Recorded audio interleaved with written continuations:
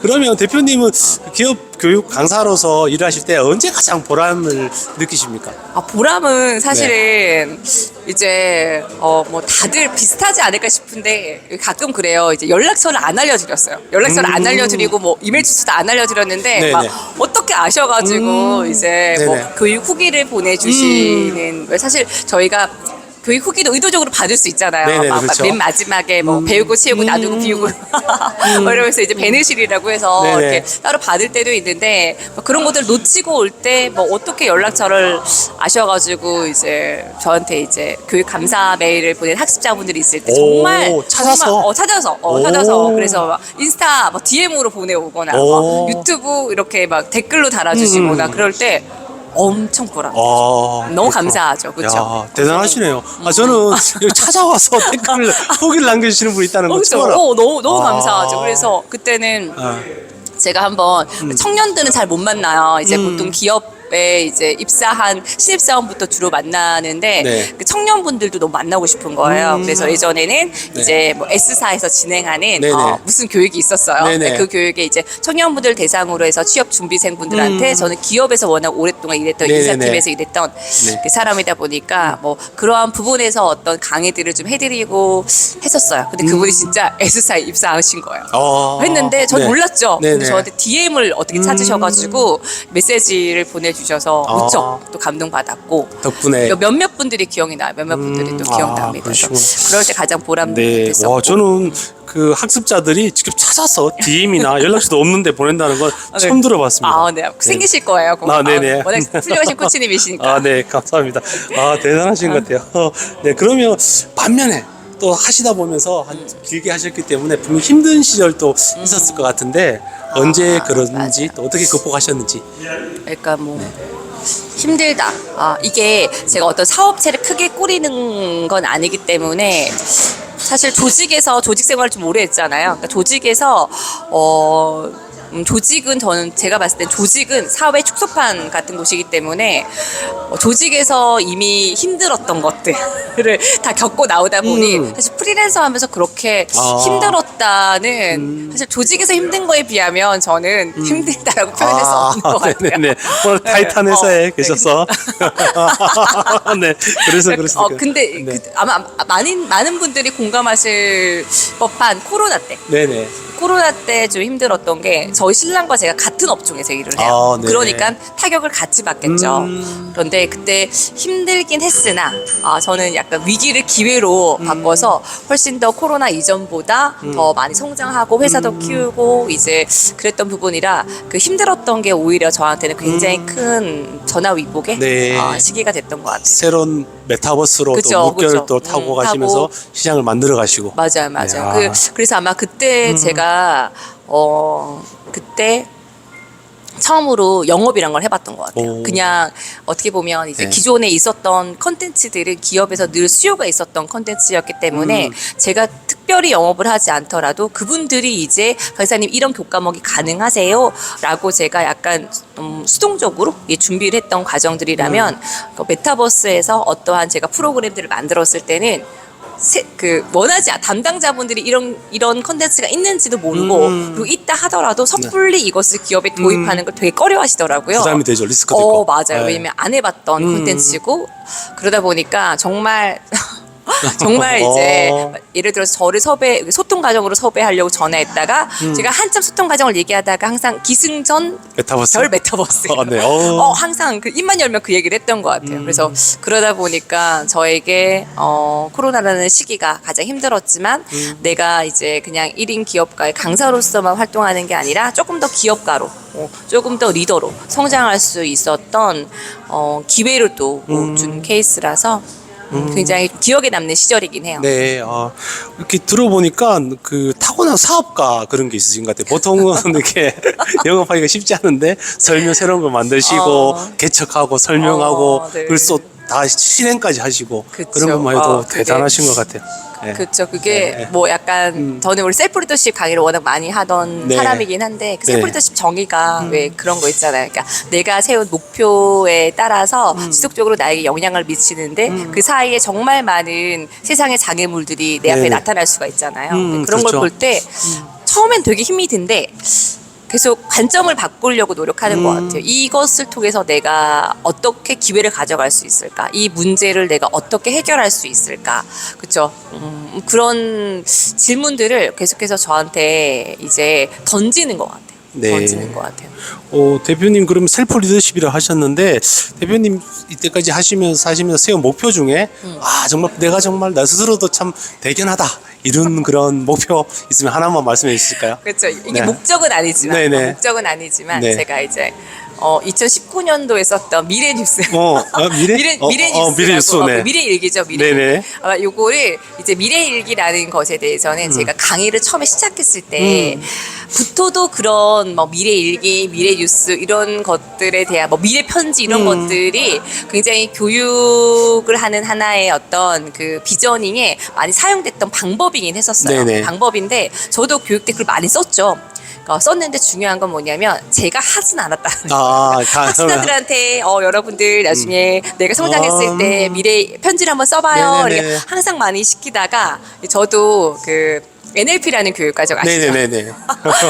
그 과정을 들어가면 이제 미래 일기를 쓰는 숙제가 있어요. 근데 아시다시피 NLP라는 교육 과목이 굉장히 비쌉니다, 여러분. 네. 그러다 보니까 비싼 교육에서 받는 네네. 숙제 열심히 해야죠. 그렇죠, 그렇죠. 그래서 제가 19년도에 미래 일기를 썼던 것들 중에서 3년 만에 이룬 게 있어요. 어떤 건가요? 3층 집을 지어 생산했어요. 우와, 여러분 3층 집을 가지고 계신 분입니다. 수영장도 있어요. 수영, 네. 네. 그래서 네. 그것을 사실은 그것을 이루는 건 쉽지 않았어요. 왜냐면 그 네네. 사이에 코로나라는 것이 있었고 네네. 여러 가지의 정말 이렇게 계획대로만 되진 않더라고요. 네네. 그렇죠?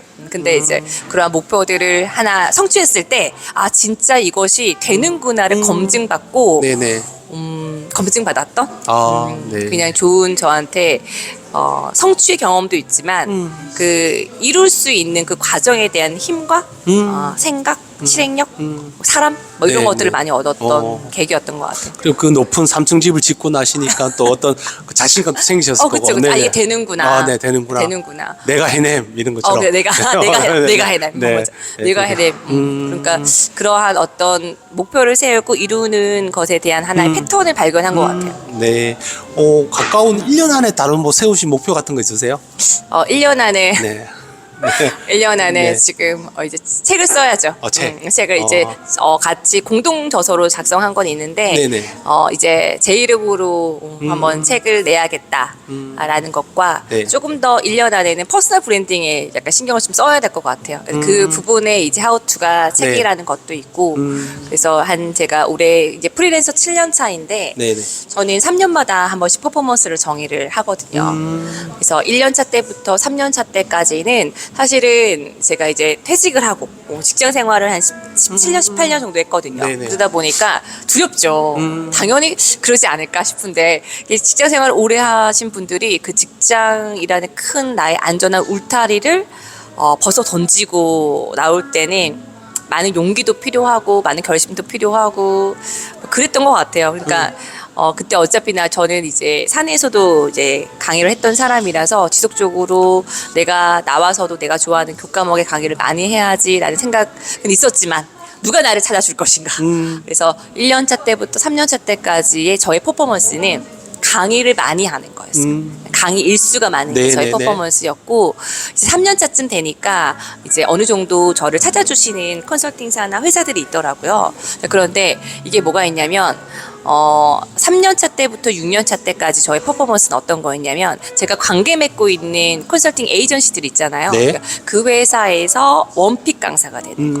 그러니까 만약에 다다음 주 2주 뒤에 강의인데 강사님 뭐 이날 강의 되세요라고 의뢰오는 건 데이터 강사더라고요. 그러니까 2주 전에. 2주 전에 그쵸. 이렇게 오는 건 급하게 오는 건 네네네. 데이터 강사더라고요. 그렇죠. 물론 안 그런 경우도 있어요. 갑자기 교육이 잡히는 경우들도 있지만 근데 원픽 강사가 이제 제가 3년 차부터 6년 차까지 저희 퍼포먼스가 네. 제가 관계 맺고 있는 컨설팅사에 이제 원픽 강사가 이제 되어 있겠죠, 여러분들 관계자분들. 네. 그러다 보니 어떻게 이제 강의 의뢰가 되냐면 강사님 네. 요날 되세요라고 오는 것도 있지만 그것보다 강사님 강의 되시는 날이 언제세요? 어. 저희한테 일정 다 주세요. 아. 라고 해서 자기네들끼리 막 이제 테트리스를 해가지고 네네. 그 일정을 다 채워줘요. 아. 그래서 막 뭐 한 달은 기본이고 2달치 일정까지 다 채워서 이렇게 네.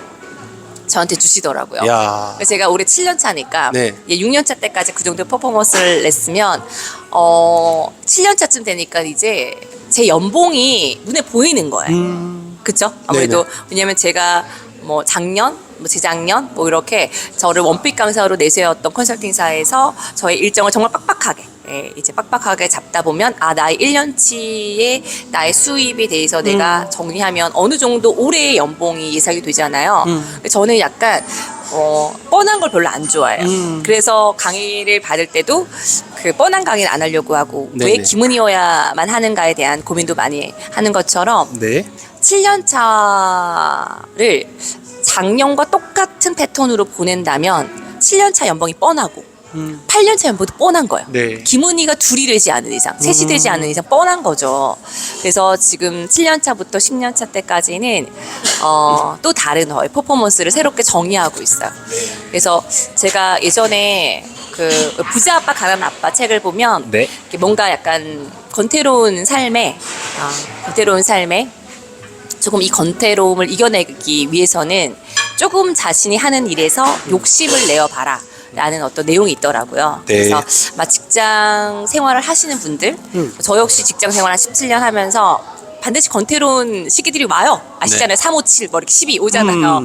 그때 한 번쯤 자신의 업에서 그 어떻게 보면 한 단계 나아가기 위해서는 그 지루함을 이겨내는 게 되게 중요한데 그 지루함을 이겨낼 때 자신의 업에서 조금 욕심을 내보라는 거.